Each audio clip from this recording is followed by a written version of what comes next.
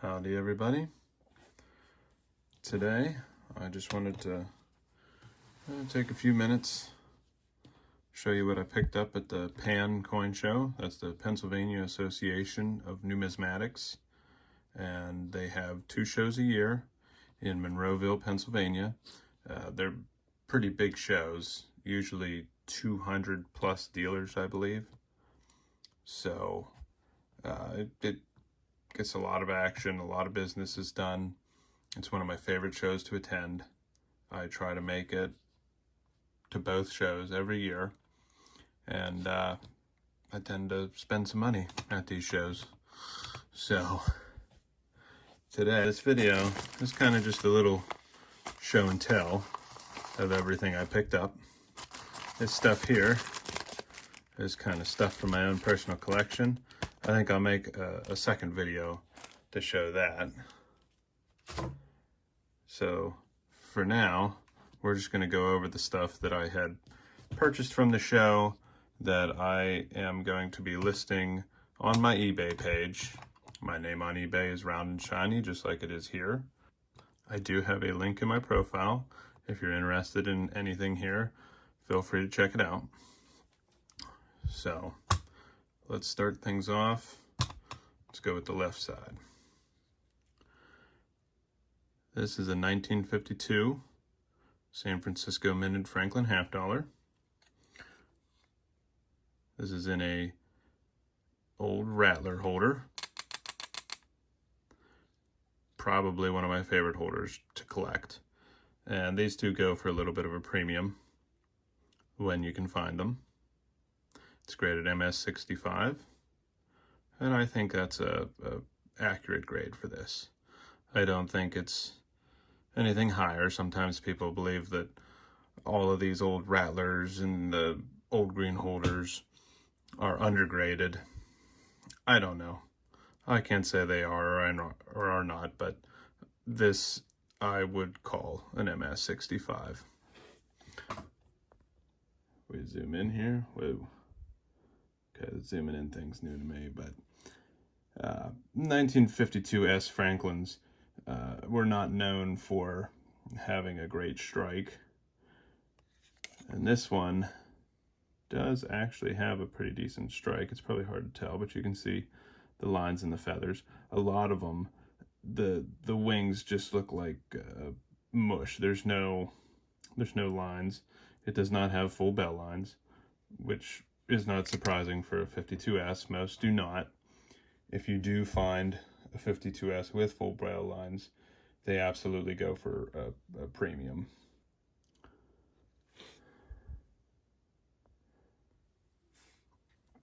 So if you find one, hold on to it. But this will be for sale.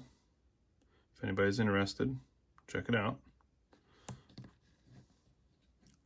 Let's see, what can I do with that? Let's slap that there. Up next, we have another Franklin, a 1949 MS64 full bell lines, graded by PCGS.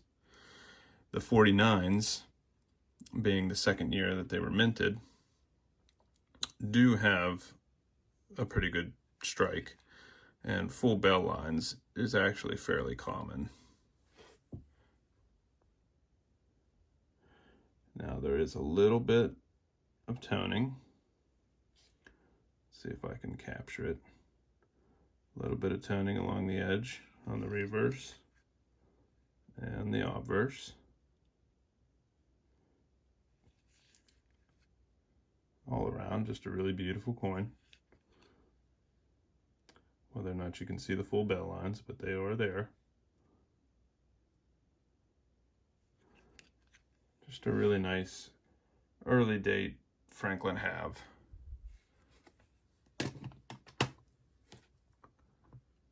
Next, 1941 Mercury Dime, graded MS64. This is a pretty cheap coin. I may make a mystery grab bag, and I'll probably throw this in. I usually try to throw in at least one graded coin in my grab bags, and I try to make it a decent graded coin, not just a 2007 nickel or something stupid like that. I try to kind of make it a little nicer than average. And I rarely make grab bags, but every once in a while, whenever I have an accumulation of stuff, I'll toss some things together and make one up. And everybody that has purchased one has been very pleased with it. But this is just a beautiful example of a Mercury Dime for anybody that would want one in their collection. If anything, just to use as a comparison piece for what an MS-64 looks like.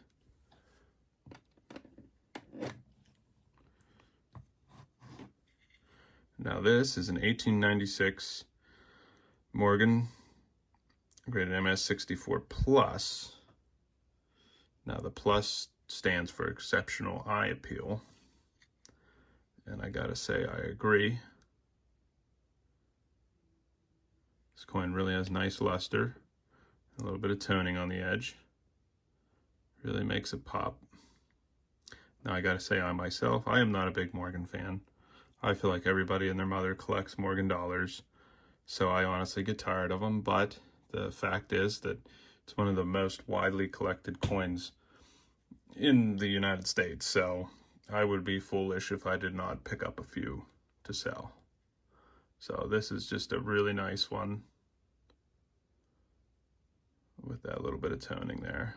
There we go, that's a nice view. So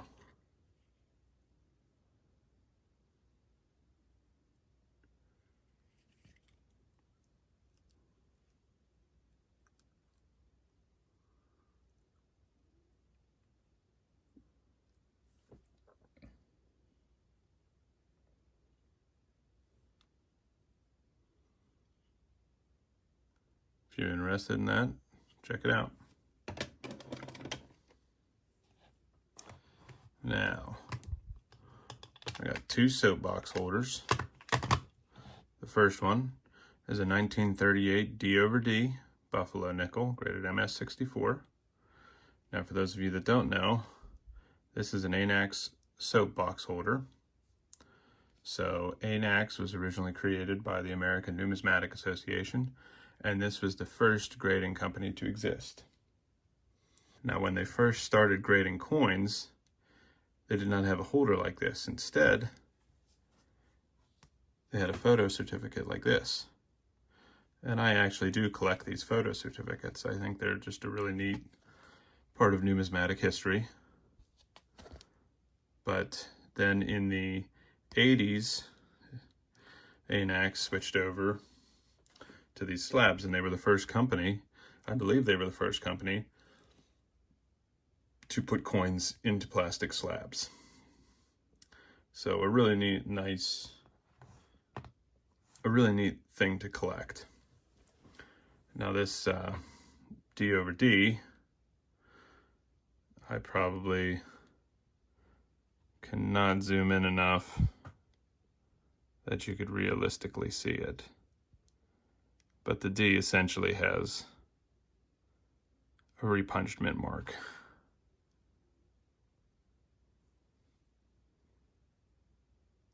And it's not a crazy rare variety, but an interesting variety nonetheless. And the holder gives it a little added value too. Really lustrous.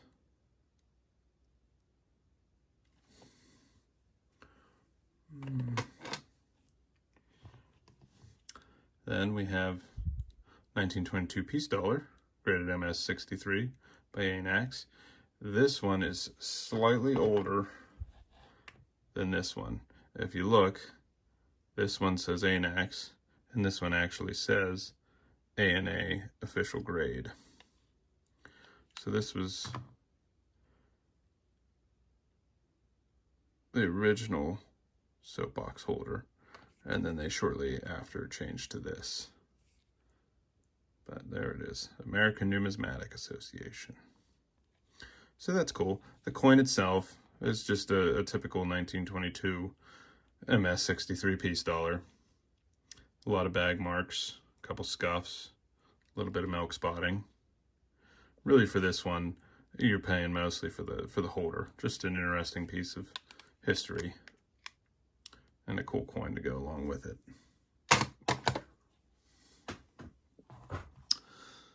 Up next, we have a 1916S Walking Liberty half dollar graded VG8 by NGC.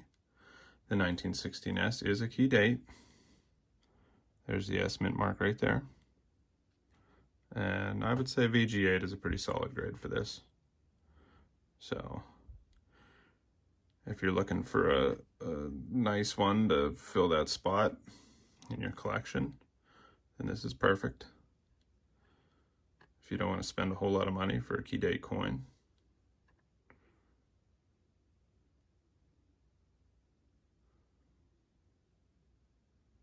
I actually think I need a 16S still for my budget set that I'm making of raw Walking Liberty half dollars in about that VG defined condition.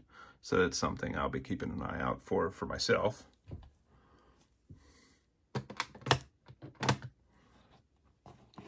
And last, this coin I kind of took a gamble on. Another Mercury Dime, a 1935 MS66 full bands, CAC approved.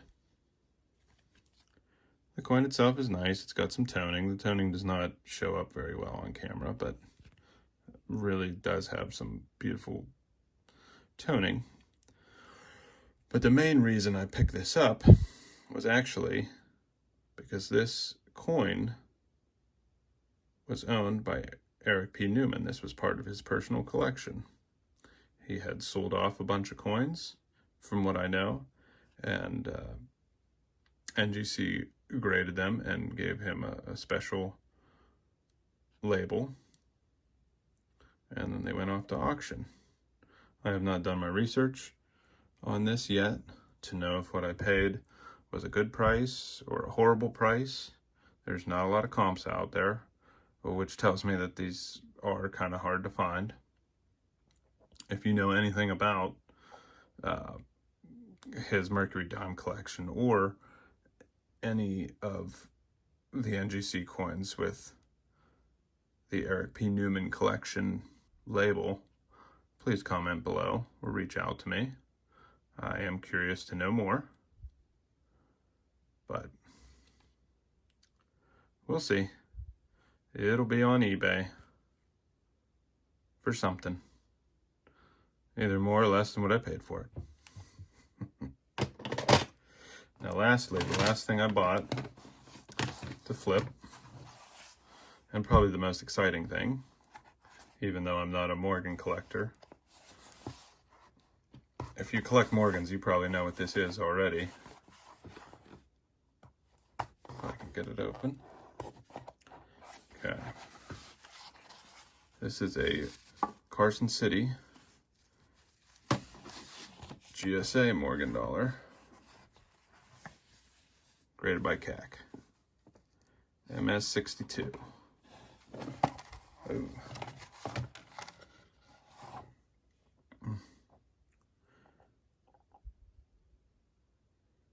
I always wanted to purchase one of these, and I think I got a really good deal on this one, especially with that toning.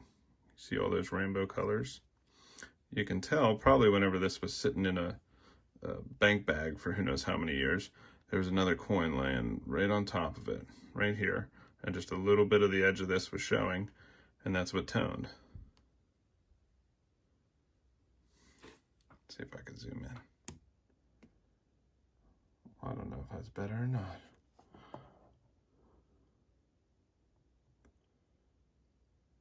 CAC gave this a grade of MS62.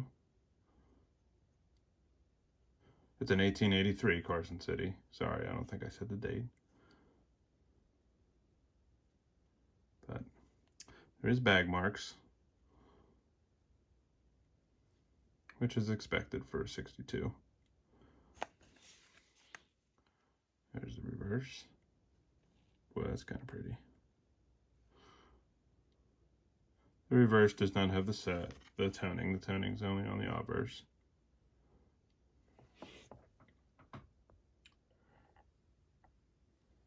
still, I was pretty pumped to find this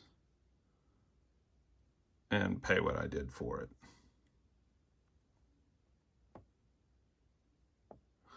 I don't expect this to be on eBay very long before somebody scoops it up.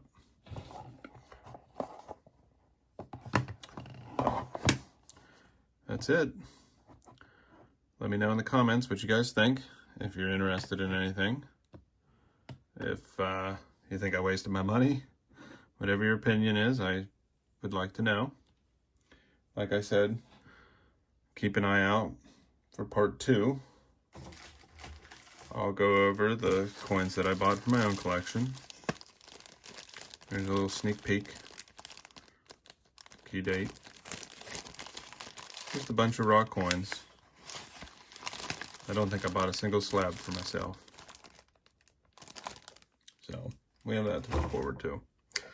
Alright everybody, I hope you enjoyed. Have a great day. Bye.